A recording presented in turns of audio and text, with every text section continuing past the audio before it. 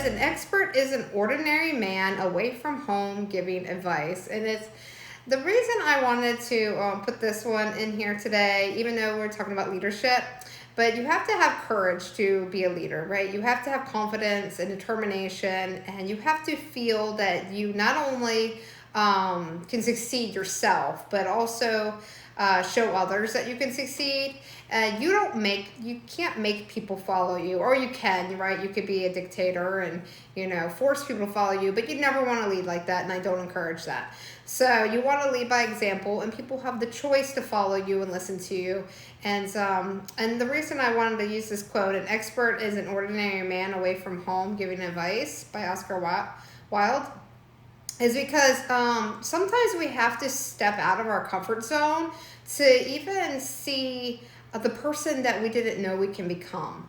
And I'm not even saying like leaving home.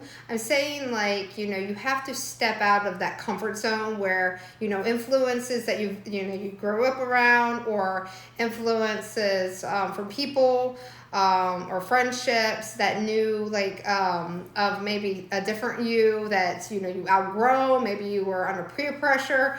You need to, step away from that and make your network bigger. Connect with people that you want to align yourself with and build your character. And that's why I want to start this off about leadership tonight. Thank you so much, Angela. I will get back to you. If you ask me any questions, I'll definitely answer them at the end. Okay. So, like I said, I just love it because, like I said, it really hit home for me because, sometimes you fall back on to default, where people said something in your past that you're just like, maybe that's who I am. And you don't align with it. You don't connect with it. And it basically doesn't make you happy. And you have to find that peace in your mind to move forward. So an expert is an ordinary man away from home giving advice. So definitely if you feel stuck, get away from home, get away from your community, right? That's, set for you or you built. And if it doesn't feel right, branch out and start building the community that you want to grow into and that you want to become. All right, so leadership traits. We got 11. I already gave you the one. That was a bonus. That's 12. Lead by example. All the rest of these are pretty much derived from the works of Napoleon Hill, my mentor. So I'm going to basically tell you what they are. I'll run through the whole list right now, and then we're going to break one each down and just talk about it. So there's 11. So if you have a piece of paper, you can jot them down. I'm going to go kind of fast though, so I apologize. Just rewatch this video and or just ask me for the list. Eventually, I'll make a course on this because this is such an in-depth trait to build that eventually I will make a course on this. I've already talked about leadership twice in the last 2 weeks, and this is just another one to build onto that course. All right. So we've got unwavering courage based on oneself and one's occupation. And you can just write this down and we'll talk about them. Unwavering courage based on oneself and one's occupation. The next one. No one wants to follow a leader that is not confident. No one wants to follow a leader that is not confident. Self-control. The next one is SelfJustice and Fairness. SelfJustice and Fairness. The next one is it's hard for me to say this word, but I'll try. Definiteness of decision. It's just so hard for me. Definiteness of decision. It means that you're perfectly in line with your decision. You are not going to back down. So definiteness of decision. Okay, and the next one. definiteness of plan. Same thing with the decision. You have to be clear and precise and follow through with the plan. Next one, the habit of doing more than paid for. The habit of doing more than paid for. Okay, the next one, a pleasing personality. A pleasing personality. All right, next one, sympathy and understanding. Sympathy and understanding. All right, the next one, mastery of detail. Mastery of detail. Sounds difficult, doesn't it? But it isn't. I'll break it down for you. All right, next one, willingness to assume full responsibility. This one's super important, so highlight this one. Willingness to assume full responsibility. I'll give you some examples on some of these too from leaders that I know. Cooperation. Cooperation. All right, and I think that's all 11. Let me just make sure real fast. I didn't number them before, so I'll just double check right here by numbering them and letting you know. Actually, that was 12, so you got a extra bonus there. That was 12. I miscounted. All right, so number 1, unwavering courage based on oneself and on one's occupation. Now, before you get started on anything, this is pretty much what I said with my 10-day challenge. I did 100 miles in the last 10 days. I finished it today, and I'm super excited. So I had courage to actually do it and announce that I was doing it. So I not only had courage to tell others, I had courage in what I was doing, right? I had courage in, getting out there and being dedicated enough to do 10 miles a day for 10 days. And I knew my ability, I could push a bit on that. I have some, running in woods experience, but it's been a number of months since I've really exercised, so I wasn't really sure if it was doable. But once you set your ways, and you could say this is definite of decision, right? You want to follow through because you don't want to give up on yourself. And so I had unwavering courage that no matter what, if my legs just decided to die on me or whatever, I would find some Tylenol or something and keep going. So unwavering courage based on oneself and one's occupation. And of course, the occupation was the actual challenge, right? So in everything you do, make sure you sell yourself first on the idea that you have courage of your own ability to get things done, and then know what you're doing, right? You just don't want to say that if you never went swimming, right? You don't want to say that you're gonna swim 100 miles because that's a little bit over the top when you're just starting out, right? So make sure whatever you're doing, you have the courage, but not only that, but you have unwavering ability in that area. And I don't mean you have to be an expert. You don't have to be an expert, but you can't market to experts and say you're an expert. So, for like me, okay, I'm advising you guys. I'm not advising the president, right? Because I'm not at that skill level. It would be amazing, but I'm not at that skill level. All right, so you see what I'm saying? So I have confidence in my ability to train you guys on my knowledge because I've been an entrepreneur for 20 years now. But I don't, let me add in here, also a homeschool mom for 15. So I have the courage that I can teach others what I know in simplest terms because I could teach pretty much every age. I've taught toddlers, I've taught teenagers, I've got teenagers now. I have that unwavering courage that I can teach every single one of you in the simplest terms. So I'm confident in my ability to, my occupation. All right, so the next one, no one wants to follow a leader that is not confident. Now, if I was just sitting here just going, I think this is it, and just kind of down and not really sure of myself and not really confident in my stature and, just dreary, right? Not confident in my words and not confident in my message, right? You wouldn't want to listen to me. So, period. Who do you want to listen to that's dreary and not confident, right? We follow people because they're confident. We follow people because they know something that we might not know. So make sure if you want to build up your leadership traits, you only, portray confidence. And I don't mean like, I don't want you to confuse this. I don't want you to confuse this with, what's the word I'm looking for? Not responsibility, but I don't want you to confuse this with like little white lies. I'm trying to hit the word, but I can't think of the word right now. I don't want you to confuse confidence with little white lies. I don't want you to like make believe.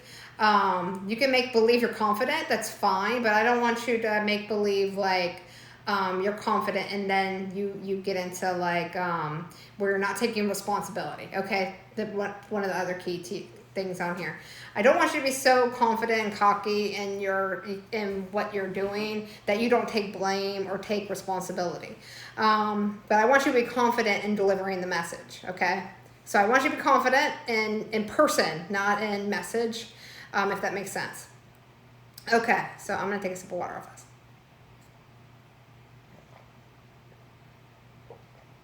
All right, next one, self-control. You have to have self-control to be a leader. You can't just like randomly come and blow up on people, things that they've done wrong. You have to have a system of self-control within yourself. Everybody gets upset about actions. Everybody, we're all people, but we need to learn how to self-discipline ourselves. And the easiest way I found for me, and I'll let you know, you can write it down as a tip, is I just say, I'm in control. And that's it. I tell myself I'm in control, and then I think it through. It gives me a stopping point that's just like, okay, my mind is wandering, but I am in control of my mind, right? I'm in control. And then when I say that, either internally or I say it out loud. Sometimes I'm just mad that I'm even like thinking it through, right? And then that refocuses my attention where I can think it rationally through, right? So you want self-control of yourself to be a leader. All right, next one. Self-justice and fairness. Self-justice and fairness. So self-justice and fairness. All right. How am I going to explain this? Let's see. So self-justice, of course, you want to be just in all your rulings, right? You don't want to make assumptions. You don't want to follow other people's opinions of somebody else. You want to go straight to the source and determine a solution, right? It's never nobody's fault. There's always problems and solutions, but there's always a solution to every problem.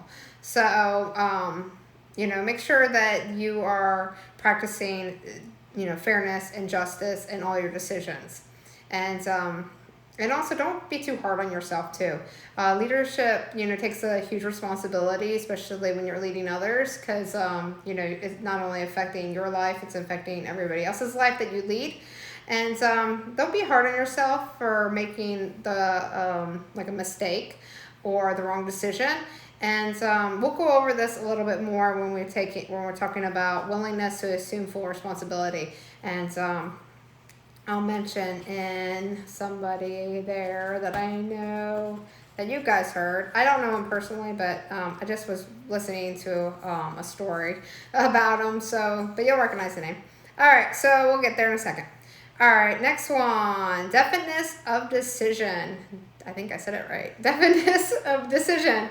All right, so every leader has to know their mind, right? They have to be able to act in a timely manner, so quickly. The quicker the better, because things need to get done, right? They're the leader. They need to be able to think clearly and have the answer so everybody else can make it happen, right? And so that goes into definiteness of plan. So the definite decision, you have to, when a question arrives for any type of leader, you need to be firm on your answer and you need to be clear. Don't double take. Don't go like, I don't know. Don't go, let's go ask Sally. You need to have something that people are going to associate with a leader. So let me give you an example here, because I know that was a little confusing. All right, say I came to you and just like, hey, do you have the report from last month? And so and so needs it. Let's see. So let me think. How am I gonna word this? Anyway, scrap that. I'm trying to think of a different way, but it's going to go too long if I do it that way. All right, so definite decision. So you got a problem, and there's two ways you can take a course of action. If you don't decide, then nothing can get done, and you need to make a decision that's gonna, of course, be something that you're going to be willing to say and take responsibility for. But you can't just say nothing. And you can't just have your people that you lead, just be on their own to make decisions for them, because that's why they're there. They're there to find information that they don't currently have.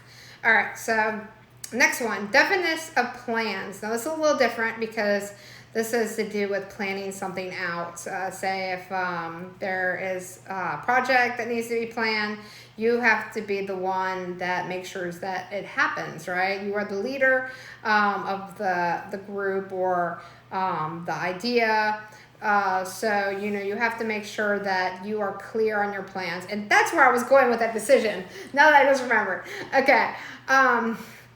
So you have to, be clear and simple, precise. The simpler the directions are, the easier a lot more people can follow. So it takes practice to do this. So I want you to start practicing every day to oversimplify things. Like, just think of it as teaching your kids or a small child. And I catch myself doing this, and I'm working on it every single day, right? Better every day. That you have to make it in simplest terms that more people can understand it. Because we forget that not all of us think the same, and I'm not saying that, some's more educated than others or anything like that. We all just think differently, and some are more visual and some are more verbal. So make sure it's simple, because we all learn from a very early age our ABCs and our simple words. So that's what actually resonates easier for all of us. So make sure it's simple and can be easily followed. All right. Next one, the habit of doing more than paid for.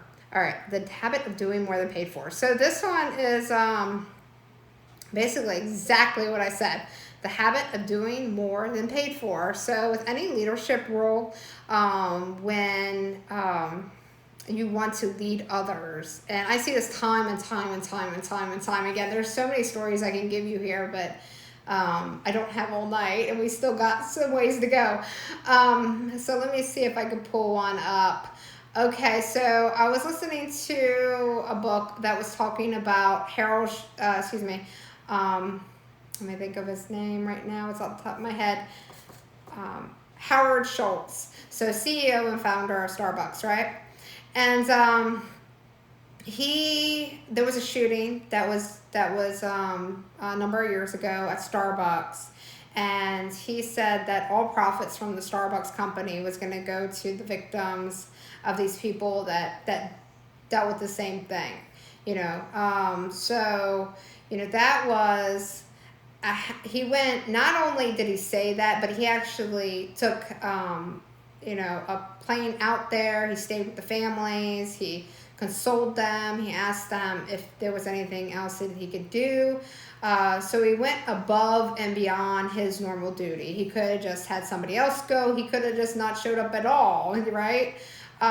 He didn't have to donate all the profits for however long that was. It didn't say, but it doesn't matter. It's just the thought that he actually went out of his way to make the company get behind him to support such a big decision in a corporation.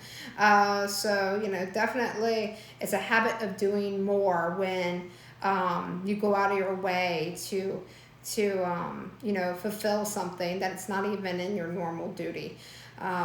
So definitely habit of doing more build your leadership skills, because people see that you're a person and that you care. And that's two huge traits that all leaders should have.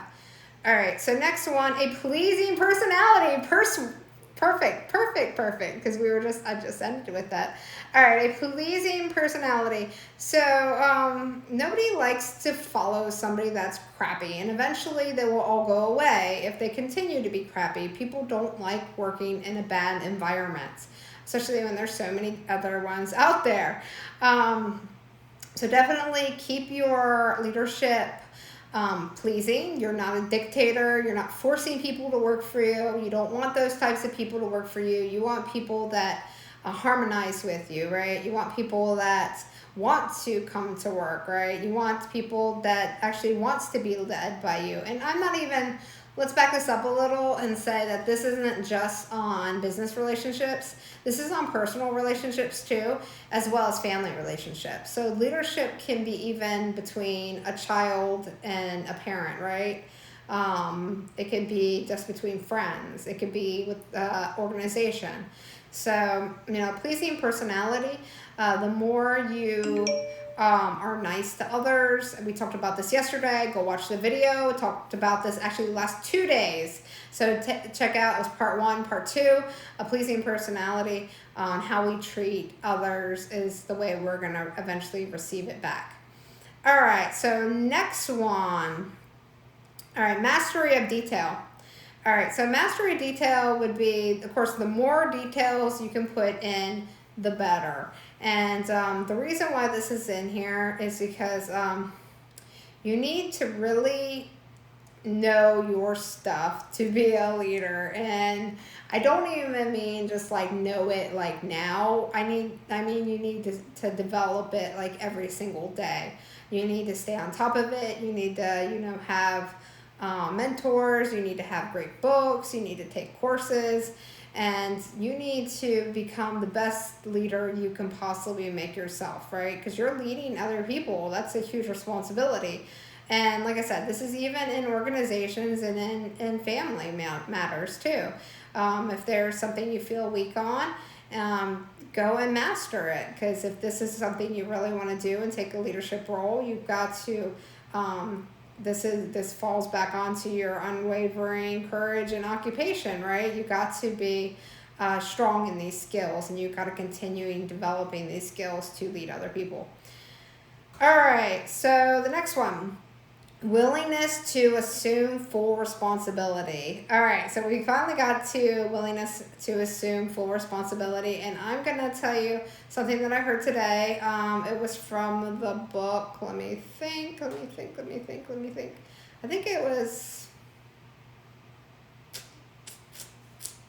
I had to look it up. I listened to 2 books today, and I keep wanting to say the second one, but I know it was not the second one. If it comes to me, I'll let you know. All right, so the willingness to assume full responsibility. I think it's Thinking Fast and Slow. I think that was the book. So anyway, willingness to assume full responsibility.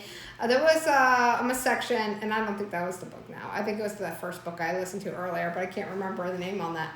All right, this is by Warren Buffett. This is a Warren Buffett thing that I heard in one of the books I was reading, or listening to, I should say, today. So Warren Buffett, he had a huge loss in his business. I can't think. What is it? What's his business name? Hershire. What is it? It's on top of my. I can't think of words right now. My goodness. Come on, Amena. Berkshire Hathaway. Hathaway. Something Hathaway. Some with a B. Anyhow, so Warren Buffett said this to his team. He said that he was taking full responsibility for the delay on making some key actions to make the company lose like lots of money, and he took responsibility. He didn't blame it on like the economy. He didn't blame it on the customers. He didn't overstep it and say that they didn't have enough supplies. He didn't say that It was like a community thing, like him and more than one person. He took full responsibility and said, listen, it was my decision to wait, and I waited too long, and we lost a lot of money. And we were, I was so excited and, hopeful that we were going to make a record month. And it just didn't happen. I take full responsibility for that. And just being, doing that alone when you're a leader makes people know that you are honest, credible, and a good person, because you're not trying to cover up your faults. You are taking ownership of them and moving forward and telling people that, hey, I did something wrong. I apologize for it. I would try my best this coming, quarter. All right.